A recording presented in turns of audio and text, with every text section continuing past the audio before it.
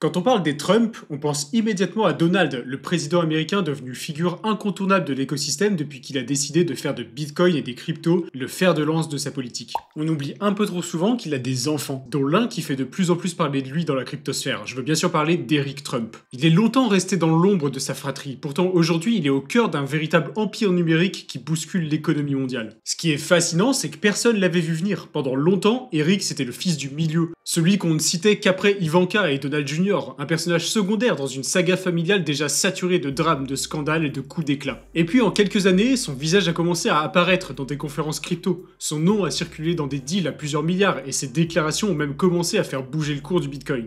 C'est une trajectoire presque improbable, il est sorti de l'ombre d'une dynastie politique entière pour devenir finalement l'une des figures de proue d'un secteur qui entend réinventer la finance mondiale. Certains le voient comme un opportuniste qui a surfé sur la vague, d'autres comme un véritable évangéliste d'un nouvel ordre monétaire. Si vous suivez un peu les actus de l'écosystème crypto, sur le journal du coin par exemple au hasard, vous avez sûrement déjà vu Eric Trump vous dire d'acheter des cryptos, de buy the dip, ou bien même carrément faire des prédictions. On n'est plus du tout dans le ceci n'est pas un conseil en investissement. Ici le mec c'est littéralement le fils du président. On flirte dangereusement avec le délit d'initié. Dans cette vidéo on va explorer ça et on va voir si on peut accorder notre confiance à ce mec qui a l'air de sortir de nulle part et de pourtant avoir une grande influence sur notre industrie. Allez, c'est parti. Un petit mot avant de continuer. Au journal du coin, on a récemment lancé Steady Lads. L'idée est simple, on suit en temps réel l'aventure d'un trader crypto pro qui gère un portefeuille de 100 000 $. Il partage toutes ses positions, ses analyses et sa méthodologie en toute transparence. Concrètement, vous avez accès au suivi complet du portefeuille, à des lives chaque semaine, à des analyses quotidiennes et à une communauté exclusive de passionnés. Mais surtout, ça vous permet de vraiment entrer dans la tête d'un pro du trading. Chaque décision est expliquée et documentée, ce qui vous aide à comprendre son processus de réflexion et sa manière d'aborder le marché. Mercredi dernier, Kara nous livrait ses analyses pour le mois qui s'annonce comme le plus bullish de l'année, alors allez jeter un œil, je vous mets le lien en description. Eric Frederick Trump, né en 1984 à New York, et c'est le troisième enfant de Donald Trump et d'Ivana. Très vite, il grandit dans une ambiance un peu paradoxale. D'un côté, l'opulence de la Trump Tower, et de l'autre, une éducation stricte et des expériences qui contrastent avec l'image d'un fils de milliardaire. Chaque été, il quittait sa vie new-yorkaise pour les campagnes tchèques de ses grands-parents maternels. Pas de gratte-ciel, pas de jeux vidéo, mais des journées entières à pêcher, à chasser, et à apprendre une philosophie simple mais bougrement efficace. Rien ne doit être gaspillé. Cette immersion rurale, totalement à contre-courant de l'univers Trump, a forgé chez lui un rapport particulier à la nature et une certaine discipline. Cette discipline, justement, Donald, son père, l'a martelé à sa façon. Dès l'âge de 4 ans, chaque matin, son père entrait dans sa chambre pour le réveiller et lui sortait la même rengaine. Pas d'alcool, pas de drogue, pas de cigarettes. Une règle de vie assénée avec une régularité militaire qui devait vacciner l'enfant contre les excès qui avaient détruit son oncle, Fred Trump Jr. À l'adolescence, Eric se distingue aussi par un humour parfois maladroit. Au Hill School, en Pennsylvanie, ses anciens camarades le décrivent volontairement comme quelqu'un de sincère, généreux, mais aussi un peu naïf. Un jour, pendant un match de hockey, alors que le silence tombait dans l'arène, il a crié un commentaire qui lui a valu un surnom collant pendant des années. Le surnom en question, c'est Chode. Je sais pas trop comment le prononcer, mais en gros, c'est un truc pas super flatteur. Résultat, dans l'annuaire de l'école, on le retrouve affublé de ce titre, tout en étant décrit comme une sorte de parasite. Car malgré la fortune familiale, il se retrouvait souvent à quémander des frites ou un ticket de cinéma auprès de ses camarades. Et ouais, il avait beau être un fils de milliardaire, il n'avait pas vraiment accès à l'argent ces années-là. Un paradoxe encore une fois, riche sur le papier mais élevé pour bosser comme tout le monde. Dès 11 ans, Eric travaille sur les chantiers de la Trump Organization, payé au salaire minimum entre démolition et plomberie. C'est un apprentissage brutal qui est voulu par son père pour lui inculquer la valeur du travail et casser l'image de l'enfant gâté. Contrairement à Ivanka et Donald Jr. qui suivent la tradition familiale en allant à l'université de Pennsylvanie, Eric choisit Georgetown à Washington. Il en sort en 2006, diplômé de finance et de management avec une spécialisation en psychologie, une touche singulière qui illustre son parcours légèrement en marge des autres enfants Trump. Contrairement à ce qu'on pourrait penser, la bascule vers la crypto, c'est pas faite par passion technologique, mais par choc personnel. Au lendemain de l'attaque du Capitole, les grandes banques américaines décident de couper brutalement leurs liens avec la Trump Organization. Pour ceux qui ne s'en souviennent pas, on est en 2021, juste après l'élection de Joe Biden à la présidence des États-Unis. Washington bascule dans une scène presque irréelle. Ce jour-là, le Congrès américain se réunit pour certifier officiellement la victoire de Biden. Et à quelques rues de là, les partisans de Trump se mettent en marche vers le Capitole. La foule se met en mouvement, drapeau en main, visage peint aux couleurs de la bannière étoilée. Mais la marche se transforme en assaut. Les barrières cèdent, les vitres volent en éclats, des centaines de manifestants envahissent le symbole suprême de la démocratie américaine. Dans les couloirs, des élus sont exfiltrés à la hâte, certains se barricadent, d'autres se couchent au sol en entendant des coups de feu. Pendant plusieurs heures ce jour-là, le cœur institutionnel des États-Unis est littéralement pris d'assaut dans un chaos mêlant fumée, drapeaux confédérés et slogans complotistes. Le monde entier regarde en direct cette image sidérante de la première puissance mondiale incapable de protéger son propre parlement. La confiance dans les institutions américaines vacille et pour la famille Trump, il y aura un prix à payer immédiat, la rupture brutale avec une partie du système financier. Signature Bank, Deutsche Bank et d'autres établissements ferment leurs portes à la famille, parfois sans préavis. Pour Eric, c'est un électrochoc. Du jour au lendemain, l'empire familial est traité comme un paria financier. Eric racontera plus tard que ce moment a changé sa vision du système. Il découvre qu'une institution financière peut devenir une arme, qu'un bouton peut suffire pour vous exclure. Il compare cette expérience au traitement subi par certaines entreprises crypto à l'époque, mises sous pression par la régulation américaine. Pour lui, c'est pas seulement une humiliation, c'est la prise de conscience qu'il fallait trouver une alternative. Et dans le langage d'Eric, une alternative, c'est une finance impossible à censurer. Pas besoin de permission bancaire, pas de guichet qui claque la porte au nom de la réputation. Avec la blockchain, les transactions sont inscrites ad vitam aeternam, publiques, et personne ne peut les bloquer. C'est ce moment précis, cette espèce de débanking forcé qui va diriger Eric vers l'écosystème crypto. Là où d'autres enfants Trump étaient déjà tournés vers la politique ou la communication, lui, il commence à s'intéresser sérieusement à notre écosystème, convaincu que cette technologie est autant une assurance contre la censure qu'une nouvelle forme de pouvoir. À partir de là, Eric ne va pas simplement investir dans le Bitcoin comme un particulier prudent, il va se lancer corps et âme dans l'industrie crypto et participer à mettre en place World Liberty Financial.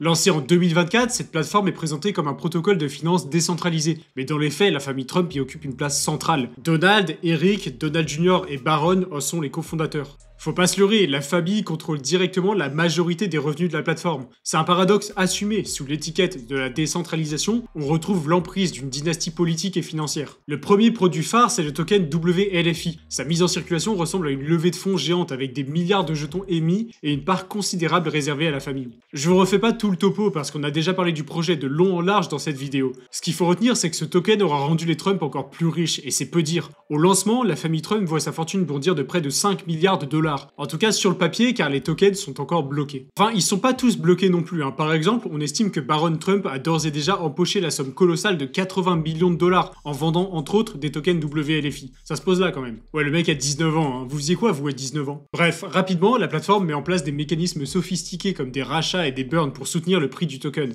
En prime, il lance aussi un stablecoin en dollars censé renforcer le billet vert. C'est une manière de montrer qu'il maîtrise non seulement la politique, mais aussi les codes des marchés crypto. Dans le même temps, Eric se lance dans une autre bataille, celle de l'énergie et du minage. En cofondant American Bitcoin, il veut bâtir la plus grande entreprise de minage au monde. Dès l'introduction en bourse, il a vu sa fortune exploser. À son pic, le jour du lancement, sa participation, soit environ 73 millions d'actions, valait près de 950 millions de dollars avant de se stabiliser autour des 590 millions en fin de séance, soit plus que n'importe quelle part immobilière individuelle de la famille. Il tweetait son enthousiasme alors même que le titre s'envolait. Mais bon, sur le terrain, American Bitcoin reste une société encore fragile. Seulement 2 employés à temps plein en septembre, mais déjà une valorisation de plusieurs milliards de dollars. Ses installations au Texas, en Alberta et aux chutes du Niagara exploitent 16 000 machines de minage achetées en août. Et la société détient environ 2400 bitcoins, soit environ 270 millions de dollars au cours actuel, dont la quasi-totalité sont en réalité gagées auprès du fournisseur de machines. D'ailleurs, ces installations sont déjà considérées comme une nuisance par les locaux. Les mineurs de bitcoin, ça fait un bruit monstrueux, alors forcément, quand on installe ça trop proche des gens, bah c'est pas top. Malgré ça, American Bitcoin symbolise la manière dont Eric Trump s'est hissé au rang de milliardaire crypto et confirme sa place au sein de notre écosystème. C'est un entrepreneur crypto, va falloir faire avec. Bon, on peut pas parler de l'empire crypto bâti par Eric sans évoquer les meme coins de la famille. En janvier, juste avant l'investiture de Donald Trump, un nouveau token apparaît, le Trump. Il est présenté comme un meme coin présidentiel et très vite, il explose, flirtant avec des dizaines de milliards de dollars de capitalisation avant de retomber brutalement. Quelques jours plus tard, c'est Melania qui a droit à son propre token avec des soupçons de trading en amont qui laissent penser que certains initiés ont pu engranger des profits colossaux. Pour le grand public, ces cryptos ressemblent davantage à des fan tokens sous stéroïdes qu'à de véritables projets financiers, mais ils témoignent de la manière dont le nom Trump est devenu une marque monnayable jusque dans les recoins les plus spéculatifs de la blockchain. La confusion atteint son paroxysme quelques mois plus tard quand un projet de wallet pour memecoin estampillé Trump fait son apparition. Eric et Donald Jr. démentent très vite être impliqués dans ce projet. Ceci étant, c'est une preuve supplémentaire que la frontière entre projets réellement soutenus par la famille et initiatives opportunistes de partenaires plus ou moins officiels est extrêmement floue. À côté de ces tokens, Eric et Donald Jr. poussent aussi des deals beaucoup plus structurés. L'exemple le plus frappant, c'est le partenariat avec Alt5 Sigma, une société cotée au Nasdaq qui a récemment annoncé lever 1,5 milliard de dollars pour constituer une trésorerie en token WLFI. L'idée, ça serait de transformer Alt5 en une sorte de stratégie à la sauce sauce Trump, une vitrine publique indirecte du projet familial. Dans un premier temps, Eric est même annoncé comme faisant partie intégrante du conseil d'administration, avant d'être finalement reclassé simple observateur après discussion avec le Nasdaq. Ça vous aura pas échappé, en quelques mois, Eric Trump est passé de discret gestionnaire familial à véritable porte-voix de la crypto, presque un évangéliste. On le voit désormais sur les grandes scènes crypto internationales, de Consensus à Bitcoin Asia, multipliant les déclarations choc qui font les gros titres. Son credo est simple, Bitcoin est destiné à atteindre 1 million de dollars. Il l'affirme sans détour en se basant sur une logique martelée à chaque intervention. Il y a une demande institutionnelle en pleine expansion et une offre strictement limitée. Ce discours lui permet de se poser en prophète d'un nouvel âge d'or monétaire. Mais il s'arrête pas au Bitcoin évidemment, il pousse aussi l'idée d'une tokenisation massive des actifs du monde réel. Dans ces mots, il n'y a rien qui empêche de transformer un gratte-ciel en part accessible au monde entier. Et ça devait arriver, il prend l'exemple de la Trump Tower. Pourquoi ne pas lever 500 millions de dollars en vendant des tokens représentant une fraction de l'immeuble? Sa vision est à la croisée de l'utopie technologique et de l'empire immobilier bâti par les Trump. Politiquement, Eric s'adresse directement à la communauté crypto comme à une nouvelle base électorale. Il affirme que les investisseurs crypto ont largement soutenu son père avant l'élection et se présente comme leur relais au sein du pouvoir. Pour lui, la crypto, c'est pas seulement un marché, c'est une cause, un instrument de souveraineté et un moyen de rendre le dollar plus fort que jamais. La crypto est un terrain de jeu qu'il veut à la fois incarner et exploiter, et forcément cette posture d'évangéliste ne sort pas de nulle part. Il est plus totalement un politique, plus totalement un homme d'affaires, mais il souhaite se positionner comme une figure de proue d'un mouvement qu'il estime comme faisant partie intégrante du futur. Eric Trump, c'est un héritier, longtemps perçu comme secondaire, qui s'est retrouvé propulsé au premier plan grâce à la crypto. Dès son plus jeune âge, tout semble avoir poussé à voir dans notre écosystème une arme contre la dépendance au système traditionnel. Et aujourd'hui, il se contente plus d'être le fils discret, il est devenu cofondateur de plateforme, patron d'une société de minage valorisée en milliards, promoteur de stablecoin et une figure éminemment médiatique du secteur. Mais la question qui reste en suspens, c'est est-ce qu'on peut lui faire confiance? La réponse dépend beaucoup du regard qu'on porte sur le personnage. Pour certains, Eric, c'est un visionnaire qui a compris avant beaucoup d'autres que la crypto n'était pas seulement un marché, mais un levier de puissance politique et économique. Pour d'autres, il incarne l'opportunisme pur, il utilise le nom Trump comme une marque, monétise une base électorale et transforme la finance décentralisée en entreprise familiale centralisée, avec d'immenses conflits d'intérêts. En réalité, ce qui est frappant, c'est que les deux lectures coexistent.